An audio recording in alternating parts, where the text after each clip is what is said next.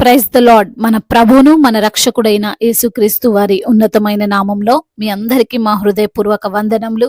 ఈ యొక్క ఆదరణ వాక్యము మీకు దీవెనకరంగా ఉందని నమ్ముతున్నాము. కనీసము ఈ వాక్యమును ఒక 10 మందికైనా షేర్ చేయగలరని దేవుని పేరట మనవి చేసుకుంటున్నాము.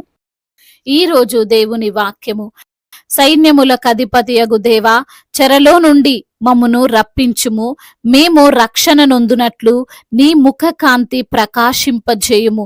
కీర్తనల గ్రంథము 80వ కీర్తన 7వ చరణం. Restorers God Almighty, make your face shine on us that we may be saved. Psalms chapter 80 verse 7.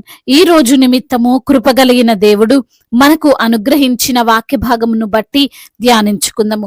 ప్రభునందు ప్రియమైన సహోదరి సహోదరులారా, చెరలో ఉన్న మిమ్మును రక్షించుటకు ఆయన ముఖకాంతి మరలా ప్రకాశిస్తే చాలు, నీవు కాపాడబడతావు, రక్షింపబడతావు. దేవుని యొక్క ముఖకాంతి లేనప్పుడు, ఆయన ప్రకాశము మన మీద ఉండనప్పుడు మనము చీకటిలో ఉన్నవారము అని గ్రహించాలి. చీకటిలో ఉన్నవారు గమ్యము లేనివారు, చీకటిలో ఉన్నవారు జీవం లేనివారు, చీకటిలో ఉన్నవారు సహాయము లేనివారు. అందు నిమిత్తమునే భక్తుడు అంటున్నాడు, మేము చెరలో ఉన్నాము, మమ్మును రప్పించుము. ఏ చెరలో ఉన్నారు? ఏ చెర? ఈ యొక్క చెర అనే మాట ఈ యొక్క కీర్తనలో ఆసాపు మాట్లాడుతూ వచ్చాడు. మమ్మల్ని విడిపించు, నీ ముఖ కాంతి మా మీద ప్రకాశింపజేయి అని అంటున్నాడు. మనము జాగ్రత్తగా ఆలోచన చేయగలిగితే, చెర అనగా మనల్ని ఇతరులు బంధించేది, మనము బయటికి రాకుండా మనల్ని ఉంచేటువంటి స్థలము, ఒకరికి ఇష్టము లేకుండా, వారి అనుమతి లేకుండా వారిని ఒక స్థలములో ఉండమనడం కదండి. కానీ ఈరోజు వాక్య భాగము ఈ యొక్క బాహ్య సంబంధమైన చెర గురించి కాదు మాట్లాడేది. ఈ చెర ఎవరికి వారు సృష్టించుకున్నది, ఈ చెర తమ సొంతంగా తయారు చేసుకున్నది, ఇది ఎవరు గ్రహించలేనిది. ఈ రోజున లోకములో చూస్తే అనేక మంది వారికి తెలియకుండా చెరలో ఉన్నారు. త్రాగుడు, బానిసత్వము అనే చెరలో, వ్యభిచారం అనే చెరలో, డ్రగ్స్ అనే చెరలో, డబ్బు సంపాదన అనే చెరలో, దేవునికి వ్యతిరేకంగా మాట్లాడడం అనే చెరలో, కుటుంబాన్ని ద్వేషించడం అనే చెరలో, అనారోగ్యము, ఆర్థిక కష్టాలు అనే చెరల్లో అనేక మంది మగ్గుతున్నారు. కానీ వారు దానిని గ్రహించలేకపోతున్నారు. వారికి అది అర్థం కావడం లేదు. అది వారికి వారు తెలియకుండా కావాలి అని సృష్టించుకున్నటువంటి చెర. దానిలో ఉన్నాము అని చాలా మందికి తెలియదండి. అది జీవితంలో ఒక భాగం అని అనుకుంటున్నారు తప్పితే అదొక ఊబి అని, అదొక శాపం అని గ్రహించడం లేదు. ఈ రోజున నీవో, నీ కుటుంబంలోని వ్యక్తులో ఎవరో చెరలో ఉన్నారు, నీవు గ్రహించాలి. దానిలో ఉన్నంత కాలము నీకు గౌరవం ఉండదు, దానిలో ఉన్నంత కాలము నీకు ఆనందం ఉండదు, దానిలో ఉన్నంత కాలము నీవు అపహాస్యము చేయబడతావు, నిందింపబడతావు. చూడండి, అందరూ త్రాగుబోతును చూసి గౌరవిస్తారా? వ్యభిచారం చేసేవారిని చూసి గొప్పవారంటారా? దొంగలు అని తెలిసి ఇంట్లోకి రానిస్తారా? బహుశా వారి దగ్గర డబ్బుందని ఒక కారణముతో వారి ముందు వారికి వ్యతిరేకంగా మాట్లాడలేకపోవచ్చేమో గాని వారి వెనుక ఎన్నో మాట్లాడతారు, వారిని చాలా నీచంగా చూస్తారు కదండి. ఆసాపు దీనిని గురించి మాట్లాడుతూ, మనల్ని మరలా పునరుద్ధరించు దేవా, ఈ చీకటిలో మేము ఏం చేస్తున్నామో అర్థం కావడం లేదు, దీనిలో పడి మగ్గిపోతున్నాము, ఇక్కడ మాకు రక్షణ లేదు, ఇక్కడ మాకు గౌరవం లేదు అని దేవునికి మొరపెడుతున్నాడు. ఇజ్రాయేలీలు మలినమైపోయి, క్రమశిక్షణ తప్పిపోయి, నలుగురిలో చులకన చేయబడి రోధిస్తున్నారు. వాక్యంలో వ్రాయబడి ఉంది, మా పొరుగు వారికి మమ్ము కలహ కారణముగా చేయుచున్నావు, ఇష్టము వచ్చినట్లు మా శత్రువులు మమ్మను అపహాస్యం చేయుచున్నారు అని. అనగా వారు నిందింపబడుతున్నారు, వారి మీద జోక్స్ వేసుకుంటున్నారు, వారిని గురించి, వారి యొక్క కుటుంబాల గురించి తప్పుగా మాట్లాడుకుంటున్నారు. పైగా దేవా నీవే ఇలా చేశావు అని మాట్లాడుతున్నారు. నింద వెంటనే దేవునిపై మోపుతున్నారు. మనుషులమైన మనకు అలవాటే కదండి, మనమే తప్పు చేస్తుంటాం, మనమే మనకు నచ్చినట్లు జీవిస్తాం, మనమే సొంత జ్ఞానం చేత ఆలోచించి మార్గం తప్పుతాం. కానీ ఇదంతా దేవుడే చేశాడు అంటాం. ఇజ్రాయేలీలు చాలా సందర్భాల్లో వారికి కష్టం వచ్చిన ప్రతిసారి ఇలానే ఆలోచిస్తుండేవారు. బహుశా నీవు ఇలానే ఆలోచిస్తున్నావేమో, నాదేం తప్పు లేదు, నాదేమి లోపం లేదు, నేను పర్ఫెక్ట్, దేవుడే అన్ని చేశాడని. కానీ ఈ రోజున నీ యొక్క ఆలోచన మానివై, నీ యొక్క చీకటి జీవితంలోనికి, విలువలేని నీ యొక్క జీవితంలోనికి, చెరవంటి నీ జీవితంలోనికి దేవునిని మరలా ఆహ్వానించు. ఆయన నీకు రక్షణనిస్తాడు. ఆయన ముఖ కాంతిని జీవితంలో వెలుగును నింపుతుంది. నీవు ఒక పాపంలో ఉన్నావని నీకు గుర్తు చేస్తుంది, చూపిస్తుంది. అప్పుడు నీ జీవితంలో నీవు ఆనందం చూడగలుగుతావు, సంతోషం చూడగలుగుతావు.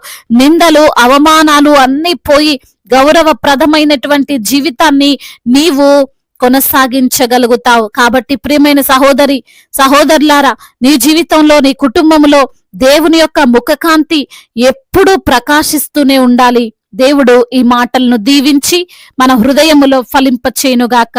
వాక్య భాగమును బట్టి ప్రార్థించుకుందాము. ప్రతి ఒక్కరు కూడా ప్రార్థనలో ఏకీభవించగలరు. ప్రార్థన. మహాశక్తి సంపన్నుడా, మహోన్నతుడా, కృపా కనికరములు కలిగిన దేవా, జీవాధిపతి, మీకు స్తోత్రాలు ప్రభువా. ఉన్నవాడా, అనువాడా, గొప్ప తండ్రి, మీకు వందనములయ్యా. ప్రేమామయుడా, దయామయుడా, కరుణామయుడా, జీవము కలిగిన దేవా, నీకు స్తోత్రములు చెల్లిస్తున్నాము తండ్రి.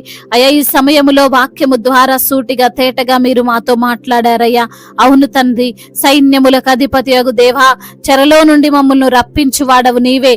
మేము రక్షణ నొందునట్లు మీ యొక్క ముఖ కాంతిని ప్రకాశింపజేసే దేవుడవు నీవే ప్రభా. అయా, మమ్మల్ని కాపాడే దేవుడవు నీవేనని, మమ్మల్ని రక్షించే దేవుడవు నీవేనని, మమ్మల్ని ఆదుకొని ఆ గౌరవప్రదమైనటువంటి ఖ్యాతిని మాకు అనుగ్రహించు దేవుడవని ఈ రోజు నా లేఖనము ద్వారా సూటిగా తేటగా మాతో మాట్లాడి మమ్మల్ని ధైర్యపరిచి, బలపరిచి, ఆదరించి, ప్రోత్సహించి అయా మమ్మల్ని నిలవబెట్టిన విధానాన్ని బట్టి మీకు స్తోత్రాలు చెల్లిస్తున్నాము తండ్రి.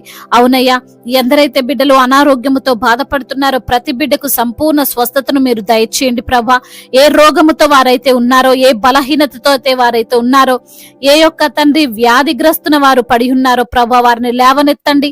ఆ మరణపు ఊబిలో నుండి తండ్రి వారికి విడుదలను దయచేసి సంపూర్ణ స్వస్థతను వారికి అనుగ్రహించమని బ్రతిమిలాడుకుంటున్నాం. ఆర్థిక సమస్యలను కొట్టివేయండి. అప్పుల భారాల నుండి విడుదల దయచేయండి తండ్రి. ఉద్యోగము లేని బిడ్డల నిమిత్తం ప్రార్థిస్తుండగా మంచి ఉద్యోగాన్ని దయచేయండి. కాంపిటేటివ్ ఎగ్జామ్స్ కి ప్రిపేర్ అవుతున్న ప్రతి బిడ్డకు మీరు తోడై ఉండండి. మీ యొక్క జ్ఞానమును, వివేచనను ప్రతి బిడ్డకు మీరు అనుగ్రహించమని వేడుకుంటున్నాం. చిన్న బిడ్డలను కాచి కాపాడండి. అయా, బిడ్డలు మరి స్కూల్ కి వెళ్తుండగా, వస్తుండగా, రాకపోకల్లో మీరే వారికి తోడై ఉండండి ప్రభా. మీ దేవదూతల కావలిని వారికి దయచేయండి తండ్రి. అదేవిధంగా యవ్వన బిడ్డల నిమిత్తం ప్రార్థిస్తుండగా యవ్వన వయసులో మీ కాడిని మోసే కృపను దయచేయండి ప్రభా. మీ యందు భయభక్తులు కలిగినటువంటి జీవితాన్ని వారికి మీరు ప్రసాదించండి. చెడు వ్యసనాలకు, చెడు స్నేహాలకు వారు లోబడిపోకుండా అయా మరి తండ్రి మీ యందు తండ్రి యథార్థమైనటువంటి ప్రవర్తన కలిగి జీవించినట్లుగా సహాయం చేయండి. అదేవిధంగా భార్యాభర్తల మధ్య విభేదాలను కొట్టివేయండి. కుటుంబంలో ఉన్నటువంటి మనస్పర్ధలు, కలహాలన్నిటిని యేసు నామములో దూరపరచండి. ఒకరినొకరు అర్థం చేసుకుని జీవించేటువంటి భాగ్యాన్ని దయచేయమని వేడుకుంటున్నాం తండ్రి. అదేవిధంగా నా ప్రభా, అయా ఎందరైతే బిడ్డలు గర్భఫలము లేక బాధపడుతున్నారో వారికి గర్భఫలాన్ని దయచేయండి. గర్భిణీ స్త్రీలను మీరు జ్ఞాపకం చేసుకొని తల్లి బిడ్డలకు క్షేమాన్ని దయచేయమని బ్రతిమిలాడుకుంటున్నాం. ఇప్పుడే పుట్టిన చంటి బిడ్డలను కూడా మీరు దీవించండి, ఆశీర్వదించండి తండ్రి. అదే విధంగా నా ప్రభా, బిజినెస్ చేస్తున్న వారిని దీవించండి. వారి బిజినెస్ అంతటిని ఫలభరితంగా ఉండునట్లుగా కృప చూపించమని వేడుకుంటున్నాం. ఆయా కోర్టు సమస్యల నుండి విడుదల దయచేయండి. భూతగద సమస్యలన్నిటి నుంచి కూడా విడుదలను అనుగ్రహించమని వేడుకుంటున్నాం తండ్రి. అదే విధంగా వృద్ధులను, అనాథలను, అభాగ్యులను ఆదుకునే దేవుడవు, తల్లిదండ్రి లేని వారి పక్షముగా వాద్యమాడే దేవుడవు తండ్రి. ప్రతి ఒక్కరికి మీరు తోడుగా ఉండండి. మా భారతదేశాన్ని అయా మీరు దీవించండి. ఆశీర్వాదకరముగా అయినటువంటి దేశముగా మా భారతదేశాన్ని నిలవబెట్టండి. అయా ఇతర దేశాల్లో ఉంటున్న మీ ప్రియులను, మీ బిడ్డలను మీరు జ్ఞాపకం చేసుకోండి. వారికి మీరు తోడై ఉండండి. చేస్తున్న కష్టార్జితాన్ని దీవించండి. వారి యొక్క చేతుల కష్టార్జితాన్ని ఆశీర్వదించండి ప్రభా. అయా అధికారులందరికీ మీరు తోడుగా ఉండండి. అధికారులకు సమయోచితమైన జ్ఞానమును, వివేచనను మీరు అనుగ్రహించండి ప్రభా. అదే విధంగా దైవజనులందరి కొరకు ప్రార్థిస్తున్నాం తండ్రి. వారి పరిచర్యను వృద్ధి పొందించండి ప్రభా. వారికి మీరు తోడై ఉండండి. వారు ఎక్కడైతే నిలవబడుతున్నారో ప్రభా, మీరే వారికి నోటికి బూరగా ఉండి వారిని వాడుకొనండి ప్రభా. అనేకులకు తండ్రి మీ యొక్క రక్షణ సువార్తను ప్రకటిస్తుండగా అనేక ఆత్మలను తండ్రి రక్షించే వారిగా వారు ఉండడానికి సహాయం చేయండి. అదేవిధంగా సువార్థికులను బలపరచండి. వారు వెళ్లే మార్గాలన్నిటినీ సరళము చేయండి. మిషనరీస్ ని దీవించండి ప్రభా. వారు చేస్తున్న పరిచర్య నిరంతర ప్రతిఫలమును వారికి అనుగ్రహించండి తండ్రి.